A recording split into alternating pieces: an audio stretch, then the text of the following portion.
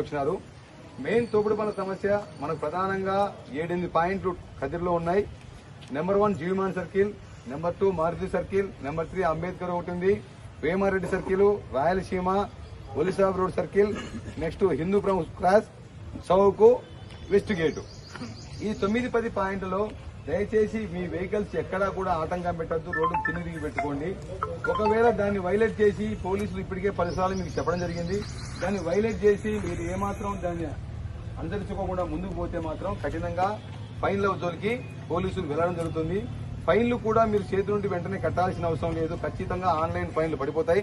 దానివల్ల మీ సంపాదన ఆ రోజు సంపాదన ఫైన్ తో సమానం అయిపోతుంది. దయచేసి పోలీసును ఉల్లంఘించుకోకుండా, మీరు ట్రాఫిక్ ను ఉల్లంఘించుకోకుండా మీరు చక్కగా ఉంటే ట్రాఫిక్ నాకు ఇబ్బంది లేదనేది నా ఆలోచన.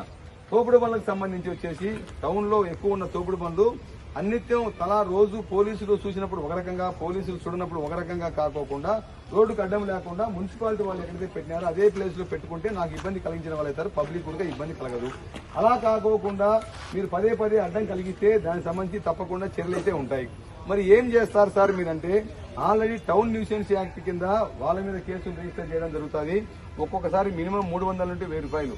మరి ఎలా పట్టుకుంటారు సార్ అంటే, క్లియర్ కట్ గా మీరు వైలేషన్ చేసినప్పుడు ఫోటో తీసుకుంటాం, అక్కడే ఫైన్ అక్కడే స్పాట్ లోనే బుక్ రాసి కేసు రాసి చేతిలో పెట్టేస్తాం కాగితాలు. మరి మా సంగతి అంటే మీ సంగతి ఆన్లైన్ లో పడిపోతాయి. కాబట్టి మిమ్మల్ని ఇదంతా భయపెట్టడం కాదు, ఇంకోటి కాదు. ఇప్పటికి దాదాపు 6 నెలల నుండి 3-4 సార్లు మీటింగ్లు పెట్టినాం పదే. నేను నా కోసం చెప్పట్లేదు, మీకోసం చెప్పట్లేదు, పబ్లిక్ కోసం చెప్తున్నాం.